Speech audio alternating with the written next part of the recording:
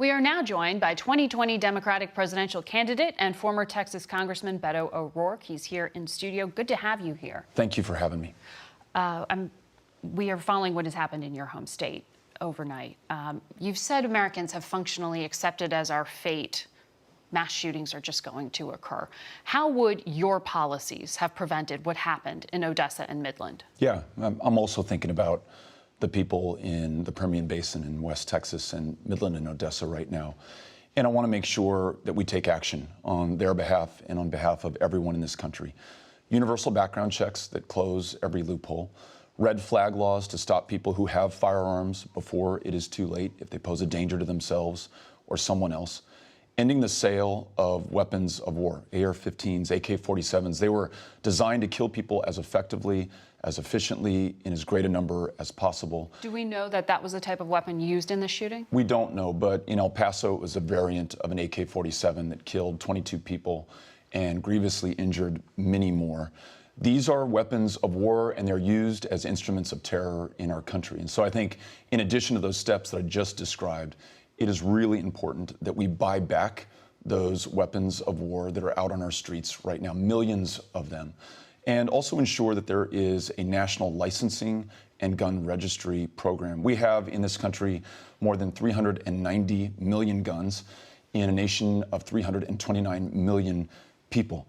That is a big part of the reason that we lose 40,000 of our fellow Americans every year. And we cannot accept this anymore. We got to follow the lead of those moms who demand action, the students who are marching for our lives, who themselves have announced ambitious plans to ensure that we can protect one another and that our kids don't have to fear going to school or the future of this country. But in your home state of Texas, about 35% of people are gun owners. And today, even more lenient laws go into effect, allowing people to carry weapons into many different places. So do you blame local government there? Because all the prescriptions you're laying out are federal solutions. Yeah, let's not blame anyone. Let's all take responsibility to make this right. So I've talked to gun owners and non-gun owners in every one of the 254 counties of Texas. They're all there on universal background checks and red flag laws. I was at a gun show in Conway, Arkansas, talking to owners of AR-15s and AK-47s. Some of them were open to a mandatory buyback program. All of them agreed that we have a crisis and an epidemic of gun violence. But do you think public opinion in Texas is changing? I mean, in those places that have been seen as really impossible to change laws and convictions that are strongly behind the Second Amendment. I remember a woman in Brownwood, Texas, Republican, rural, conservative community, said, I was born with a .22 in my hands, but I also have more than 20 grandchildren, and I want to know whether you're going to represent them or the NRA. Though she's a gun owner, though she's conservative, she wants us to take common sense, practical steps to protect her grandkids, to protect people all over this country. So yes, the people of America are there. That leadership, the courage of our convictions just needs to be reflected in our national leadership, making sure that we're listening to people, not the NRA, people, not PACs, people, not corporations. When we do that, we will save the lives of people. But for your solutions so far, policy prescriptions, you don't know that it would have prevented what happened in Midland and Odessa. We're still obviously learning the details. Listened to the press conference last night from the chief of police, where they were not able to say what kind of weapon was used. But I also just watched a video on Twitter of a family that is pinned to the ground. The children are crying. They're all Mexican-American in a part of our country where Mexican Americans were targeted and hunted for their very ethnicity. People are living with fear, feel like they have targets on their backs right now. Kids afraid to go to school tomorrow morning. This is not right, unacceptable, and I won't accept it. I want to ask you as well, though, about the other gathering storm, the Category 5 hurricane that's headed towards the United States. When you look at the kind of federal preparedness we have now, is there something as president you would change about it, or do you think the system is ready to go? I'm really disappointed that President Trump has proposed taking money from FEMA in the middle of hurricane season for walls or cages or militarization of the border that we do not need. As president, I would fully fund FEMA. I would invest in the resiliency of communities in Florida and Georgia, the Carolinas and Puerto Rico to make sure that they're ready for the next storm, because the scientists have told us These storms are only going to become more frequent, more devastating, and more deadly as the climate continues to change. So the immediate priority is helping those in the path of these storms, but the longer-term goal is to confront climate change before it's too late, free ourselves from a dependence on fossil fuels, and fully embrace renewable energy and get to net zero greenhouse gas emissions as soon as humanly possible, no later than the year 2050. We've got to do all of that if we're going to meet this challenge. You rolled out your trade policy this week. New tariffs on China go into place today. Is there a situation where President O'Rourke would ever use tariffs? As a last resort, these tariffs are punishing farmers across this country, destroying markets they've worked their entire lives, maybe their parents' lives as well, to open up, now lost to them and to their children. We see a tax on the American consumer that averages about $900 a household, and we are hurtling the world and this economy into recession. So end these trade wars, no more tariffs, and then work in concert with our allies and our friends, Canada, Mexico, the European Union, a united front against China and any of their trade practices that are manipulative or damaging to the United States. Does that mean something like the Trans-Pacific Partnership, this No. trade deal? You wouldn't re-enter that? No, I wouldn't. I would make sure But that you're viewed as more friendly to free trade than some of your competitors. I want to make sure that trade works for us and it works for our farmers and it works for our workers. I want to make sure that our trade deals are used to achieve our goals. And I'll give you some examples. I mentioned climate change earlier. This could be the platform for us to get the necessary concessions from trading partners to ensure that we don't warm this planet another 1.5 degrees Celsius. Trade deals could be the platform by which we ensure the dignity of working women and men all over the world. Make sure they're paid a fair wage and have working conditions that are safe for them. And it's also a way to make sure that we protect the human rights of our fellow human beings all over the planet. These are our values in this country. Let's use our trade deals to achieve them and make sure that we never do that at the expense of the American worker or the American farmer or the American economy. Beto O'Rourke, good to have you here. Thank you. Thank you. We'll be back in a moment. Congressman, welcome. Let's start on the shooting. I want to play for our viewers your reaction at a campaign stop last night. Don't know what the motivation is, do not yet know the firearms that were used or how they acquired them. But we do know this is fucked up. Yeah, the rhetoric that we've used, the thoughts and prayers that you just referred to, it has done nothing to stop the epidemic of gun violence, to protect our kids, our families, our fellow Americans in public places, at a Walmart in El Paso where 22 were killed, in Sutherland Springs, in a church, 1 or 2 a day all over this country, 100 killed daily in the United States of America. We're averaging about 300 mass shootings a year. No other country comes close. So yes, this is fucked up. And if we don't call it out for what it is, if we're not able to speak clearly, if we're not able to act decisively, then we will continue to have this kind of bloodshed in America. And I cannot accept that. And so we're going to speak as defiantly and as strongly as we can, but we're also going to take action. Universal background checks, red flag laws, and into the sales of weapons of war, and buying those AK-47s and AR-15s back so that they cannot be used against our fellow Americans. So let's talk more about some of those solutions. You made an unusual campaign stop a couple of weeks ago. You went to the red state of Arkansas and you went to a gun show. What did you learn there? The first person who approached me introduced himself, recognized me, and I said, look, I got to be honest, I'm here because we lose more than 40,000 Americans a year. We've got to find a solution. And he said, I shouldn't be here. If you have a pulse, if you're 18 years old, I sell you the gun. I shouldn't be able to do that. He, at a gun show selling guns, was advocating for universal background checks. Another father of 3 says, I own an AR-15. I'm not sure if I agree with your policy on weapons of war, but I've got 3 kids in school and I'm worried about them. And they're afraid to go to school on Monday. We got to do something. Another guy said, I voted for Trump, have an AK-47, but I'd be willing to give it up if it means that we're going to save lives in this country. The challenge is so grave. The threat is so great. We can't meet it with half measure or only half the country. We've got to bring in Republicans, gun owners, Democrats, non-gun owners alike into these solutions and save lives, or else be complicit in the continuing carnage that we see throughout America. And I will not be part of that. We're going to be part of the solution. So one of the parts of your solution includes mandatory buybacks for so-called assault weapons. The USA Today editorial board argued against that.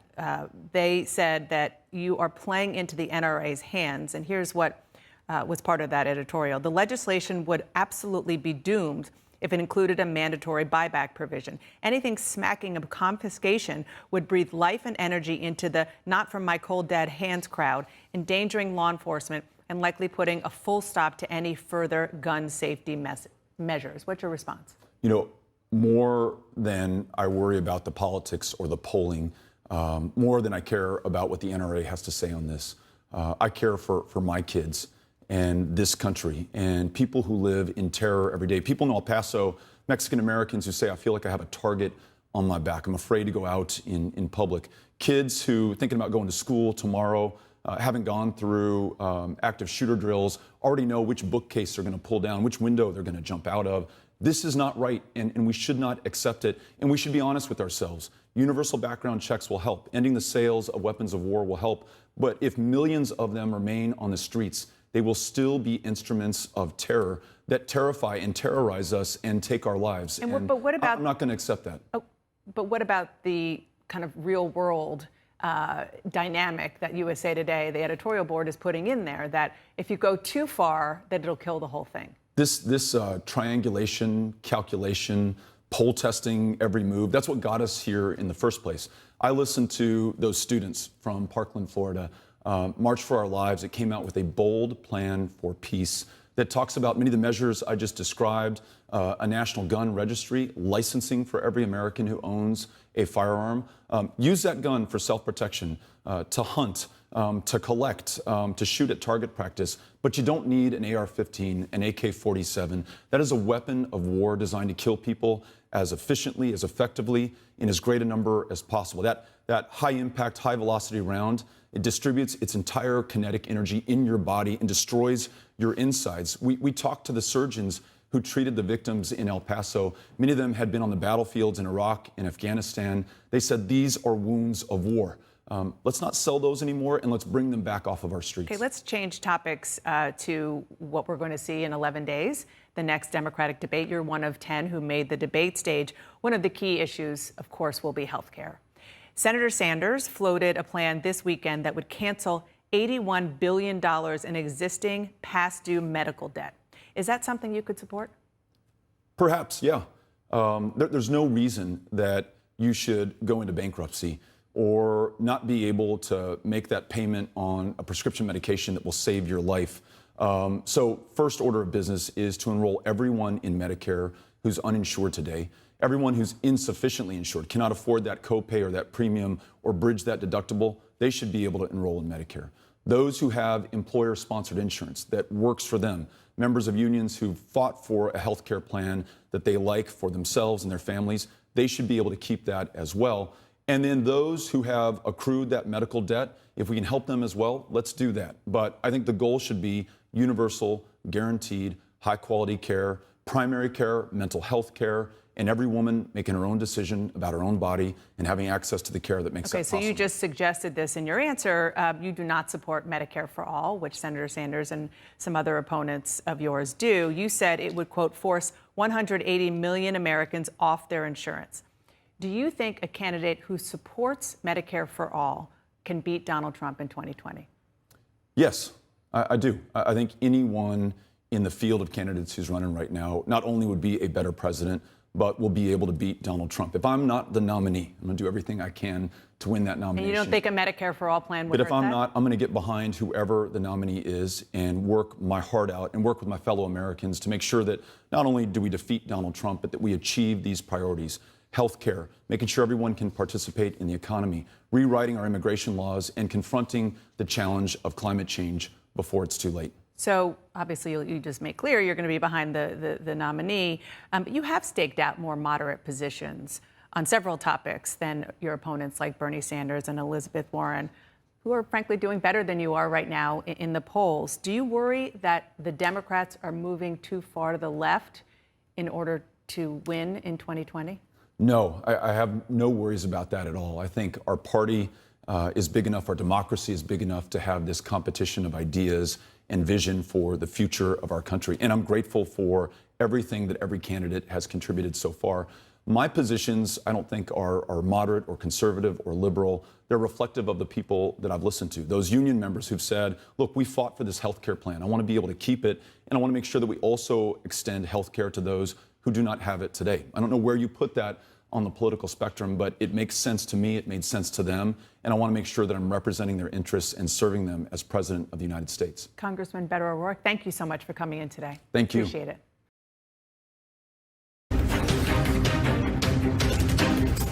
I looked over my shoulder, and he was there, and he was pointing his gun at our vehicle at my window, and I mean, he was so close to me, I could see him. As I accelerated between the two cars, he followed me, and he was pulling up again to the side of the back panel of my car, and when I saw him in the mirror, I just was speeding. I was driving extremely fast away from him, and my only thought was I had to get away from him. His face was not right. Yeah. His eyes were not right. Good morning and welcome to AM Joy. Well, the state of Texas is grappling with yet another mass shooting, the second in less than a month.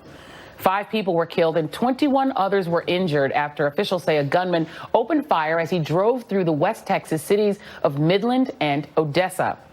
Officials say it happened in broad daylight after a traffic stop.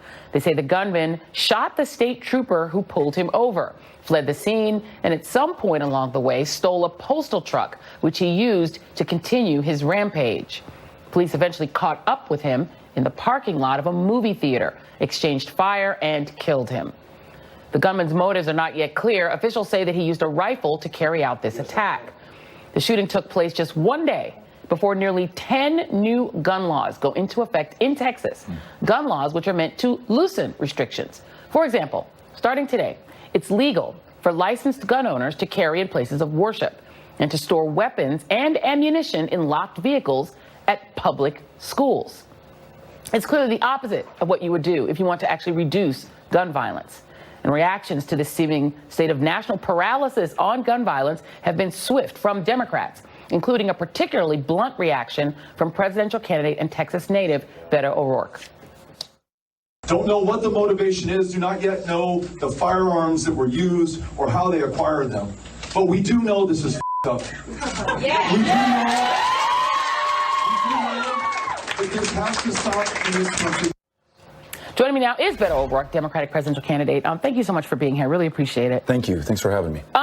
You are fed up, it's very clear, with what's happening, but I feel like you're reflecting what the vast majority of Americans are feeling right now. It is frustrating to keep having to talk about these mass shootings, and then we go into a cycle and nothing happens. Is that going to change?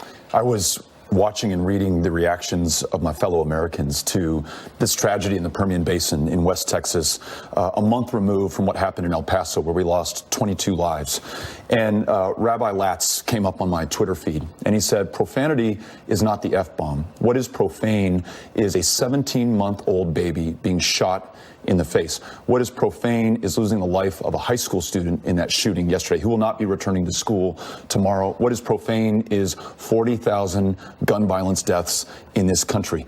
What we've been saying, the rhetoric we've been using, the policies and practices and politics of this country has not been as urgent as enough as needed. Doesn't meet this crisis. So let's speak clearly and bluntly, and then take decisive action.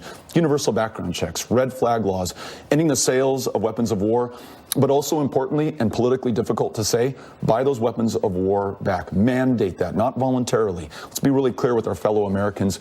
No place for an AK-47 or an AR-15 on the streets of our communities, nor should you be able to bring them into a church or a synagogue or a mosque or in public life, as we're making it easier to do in Texas right now. Right. Well, and we're going to talk about that because all that you just said is very popular. Like, the vast majority of people agree with you, agree with me, agree with people who think sanely about this issue. 89% say yes, expand background checks. 76% bring back red flag laws to help law enforcement take guns away from people who are, have domestic violence and other issues who are a danger. 75% say yes, a volunteer program to buy back firearms. As you said, 62% say ban the sale of selected semi-automatic semi-automatic firearms. 25% say ban handguns altogether. So there's a lot of support for what you're saying. But what I don't understand is the argument on the other side, to be honest. I grew up in Colorado. You are obviously a native of Texas. Similar cultures, a lot of affinity between the two states. Gun culture, okay, that exists in America. At what point did gun culture become, I need to have essentially a weapon that I would carry in the middle of a civil war, and I need to take it to Walmart? Like, what is that? That is not gun culture. That's something else. Absolutely. I think that is following the ability of the NRA and the gun lobby and political action committees and corporations to buy not only the silence of members of Congress, but their complicity. They literally passed legislation preventing the Centers for Disease Control from even studying gun violence, lest we learn the answer and be compelled to actually act. But what I've heard as I've listened to gun owners and Republicans in Texas and across this country is they are there with us on this issue. They have kids as well. They know that this is not right. They want to see us do better. We were at a gun show in Conway, Arkansas 2 weeks ago, and they're selling AR-15s and AK-47s. And yet the people at that show, one of them, a gun dealer himself, said, I should not be able to sell at this show. They don't require a background check. Right. You're 18 years old, you have a pulse, I sell you the firearm. Another person said, I voted for Donald Trump, I have an AR-15. I would gladly give it up if it will save someone's life. So when we don't write anyone off, when we include those who own guns, who maybe live in conservative communities, into the solution, we defy the NRA and the gun lobby and start standing up for people. When we listen to the moms who demand action or the students marching for our lives who just put out an incredibly ambitious, bold proposal for peace, then we're going to save the lives of our fellow Americans. That's the path we should be taking right now. I mean, the thing is that, you know, Texas just passed a bunch of laws, the complete opposite of what you just said, right? So Texas, and I'm not going to go through them all, but guns in church and in mosques and synagogues, having guns where you're worshiping. This is one that I found particularly frightening. House Bill 302 prevents landlords from restricting tenants and their guests from carrying firearms in lease agreements, and prevents property owners association from banning storage of guns in rental properties. Well, for God's sakes, the people who are committing mass shootings, where do they think they store their guns? They're in their apartments. They're in their homes. So what you're saying is, if I'm a responsible landlord, I can't say, you know, that guy that's got like 15 AR-15s that lives in my place, I can't kick him out. I have to let him carry. Well, that doesn't sound like that's going to prevent mass shootings. A lot of this stuff sounds like, to be honest, to be blunt, it's making it easier for mass shooters. Absolutely. And these are instruments of terror. 22 people killed with a variant of an AK-47 in El Paso on August 3rd. And the killer's mom, when that AK-47 came in, called the police in Allen, Texas, and she said, what in the hell does my son need with this weapon of war? He's not in the military, doesn't need it to hunt, you don't need it for self-defense. And the police in Allen said, sorry, ma'am, perfectly legal for him to do this. And now we've made it even more permissible to carry a firearm like that near or into a church or near or into a school in the state of Texas that has suffered 4 mass shootings in less than 2 years. This is absolutely crazy, but the optimism can be found in the people that we're listening to. The politicians in Texas are a lagging indicator. The people are already there, Republicans, Democrats, gun owners, and non-gun owners alike. And they are going to be heard in this next election. They're going to be heard right now. Folks are fed up. They've had enough of this.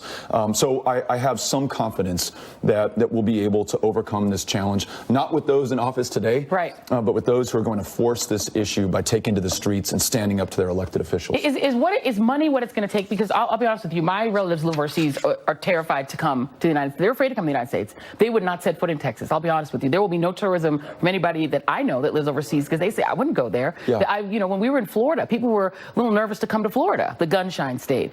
America is losing literal tourism dollars. We're losing money because other countries are putting warnings to their citizens. If you're going to come to the United States, you better be careful because you might get shot at the movie theater, or at the mall, or at Walmart. We're losing all of that. We're losing the lives of our fellow Americans. We're losing any sense that our kids can be confident and courageous and strong about the future. Instead, they're afraid to go to school tomorrow, Monday morning. My kids in El Paso as well. That cannot be the country that we live in, where children are prepared to jump out of a window or know what bookshelf they're going to pull over or how they're going to react when a gunman enters the classroom, or that student in Santa Fe, Texas, who in the aftermath of that shooting went when asked by a reporter, were you shocked? Were you surprised? She said, no, I expected it to happen sooner or later. We've got to shock ourselves out of this complacency and complicity in the violence that's taking place. We need to take action. But how do you do that? I mean, when little kids were killed in Sandy Hook, people thought, okay, that's it. Right. These are little kids. Right. Nobody can now say, but there was still complete resistance from the NRA. And you served with these folks. You know, I'm not going to ask you to read the minds of Republicans that you served with in Congress. But what is their problem? How can they watch these massacres take place and still say, nope, more guns, guns at school, guns in the parking lot at school? They're saying the kids, now that people can store guns in their school parking lot. So that means what? I mean, armed guards couldn't stop these shootings in schools, but some teacher's going to run out into the parking lot and go and grab an AR and go to war with this shooter. I mean, what do they say to you when you say what you're saying to me? If you were to administer truth serum to any sitting member of Congress, they would tell you their number one priority is to be reelected. And in the past, they've seen that tied to the interests of the NRA. And that has, in effect, explained otherwise inexplicable outcomes. Why you'd prevent the CDC from studying gun violence or even passing universal background checks when they are supported by 90% of our fellow Americans. What issue in public policy is supported by 90% of the country? But I really do believe the moms who demand action, Everytown, Gabby Giffords, the March for Our Lives, that is demonstrating a new political power in this country that is far larger, far greater, far more compelling than the NRA. And we're already seeing that play out in elections across this country. So the ballot box in this great democracy is going to be our salvation. People registering to vote, committing to vote, getting their friends, family, classmates, co-workers out to the ballot box. That's how we do this. It's how we got into this problem in the first place. That's how we're going to get out of this problem. And in 2019, in the Commonwealth of Virginia, where we're deciding these House of Delegate and Commonwealth Senate seats, and then in 2020 across the country, including for the White House, we once and for all put the lives of our fellow Americans over the gun lobby, over the NRA, over corporations and PACs, and live up to our promise. At this point, is this what you're running on? I mean, is gun violence going to be the issue that tips the 2020 election in your view, regardless of who's the nominee? Is this what you're running on at this point? What else could I talk about right now? Yeah. You know, 22 people killed in El Paso just a month ago, dozens more grievously injured. Yesterday, 4 murdered, including a student, many more injured, including a 17-month-old baby shot in the face.